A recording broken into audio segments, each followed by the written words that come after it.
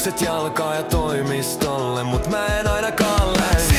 Siir, kun tää yks pälli ei tajuu, kuka saa sen 500? Minulla ei ole mitään tekemistä asian kanssa. Kaisu tajuu. Mä en oo käynyt konesalissa 5 vuoteen. Snickersit housus ja rock and roll guys.